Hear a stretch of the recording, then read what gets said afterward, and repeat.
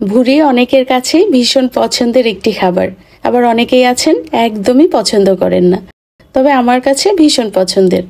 ভুড়ি রান্নার জন্য আমি এখানে 3 কেজি ভুড়ি পরিষ্কার করে নিয়েছি। ভুড়ি কিভাবে পরিষ্কার করতে হয় তার ভিডিও কিন্তু আমি আগেই শেয়ার করেছি। এবার এর মধ্যে দিয়ে দিলাম 2 চা চামচ লবণ, 2 চা চামচ লাল মরিচ গুঁড়া, হলুদ গুঁড়া দিয়েছি 1 চা চামচ, ভাজা জিরার গুঁড়া 1 চা চামচ, 2টি তেজপাতা দিলাম, আর এখানে নিয়েছি সাদা এলাচ, লবঙ্গ, দারচিনি।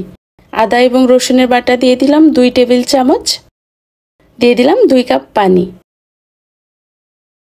এখানে নিয়েছি একটি স্টার মশলা আর নিয়েছি 2টি কালো এলাচ। সবকিছুকে ভালো করে মিশিয়ে প্যানটাকে চুলায় বসিয়ে দিব। এখানে স্টার মশলা দিলে ভুড়ির যে উটকো গন্ধ এটা অনেকখানি কমে আসে।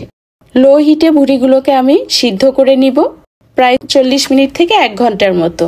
আগের দিনে তো এই ভুড়ি প্রায় 2 থেকে 3 দিন পর্যন্ত রান্না করে তারপরে খেত।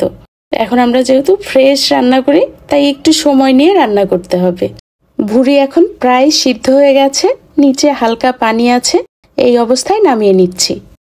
ভুড়ির জন্য কিছু মশলা গুঁড়া করে নিব। এজন্য নিলাম 1 চা চামচ ধনিয়া, আধা চা চামচ জিরা, লবঙ্গ দিয়েছি 4টি, সাদা এলাচ দিয়েছি 4টি, 3 টুকরো দারচিনি, আধা চা চামচের মতো গোলমরিচ আর কয়েকটা স্টার মশলার পাপড়ি। লো হিটে খুব সুন্দর অ্যারোমা ছড়ানো পর্যন্ত ভেজে নিয়েছি। পুরোপুরি ঠান্ডা হলে গুঁড়া করে নিব।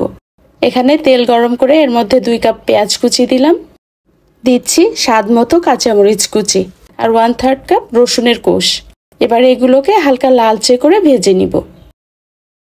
যখন এরকম লালচে করে ভাজা হয়ে গেছে তখন এর মধ্যে আগে থেকেই সিদ্ধ করে রাখা ভুড়িগুলো দিয়ে দিচ্ছি। উল্টে পাল্টে মিশিয়ে দিব। এ পর্যায়ে যে গোটা মশলা আর তেজপাতাগুলো আছে এগুলোকে আমি বেছে ফেলে দিব। এখন কাজ হচ্ছে শুধু উল্টে পাল্টে মিশিয়ে দেয়া। চুলার আঁচটা কমিয়ে রাখতে হবে। আমি ততক্ষণ পর্যন্ত ভেজে নিব যতক্ষণ না পছন্দ মতো ভাজা হচ্ছে। আর যখন একেবারে বেশি ড্রাই হয়ে যাবে তখন সামান্য একটু করে পানি দিয়ে মিশিয়ে নিব, এতে করে পেঁয়াজগুলো আর পুড়ে যাবে না। যে মশলাগুলোকে আগেই ভেজে রেখেছিলাম সেই মশলার গুঁড়া করে নিয়েছি, সবটুকুই দিয়ে দিলাম। ভালো করে মিশিয়ে প্যানটাকে চুলা থেকে নামিয়ে সার্ভ করে দিয়েছি। দেখতেই পাচ্ছেন কতটা লোভনীয় হয়েছে।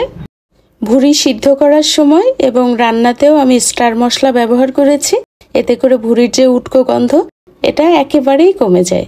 ভুড়ি কিভাবে পরিষ্কার করতে হয় সেই পর্বটি যদি এখনো না দেখে থাকেন দেখে নিতে পারেন। আসছে ঈদে এভাবে ভুড়ি রান্না করে দেখবেন, আশা করছি আপনাদেরও অনেক পছন্দ হবে। রেসিপি ভালো লাগলে ফ্রেন্ডস ও ফ্যামিলির সঙ্গে শেয়ার করবেন।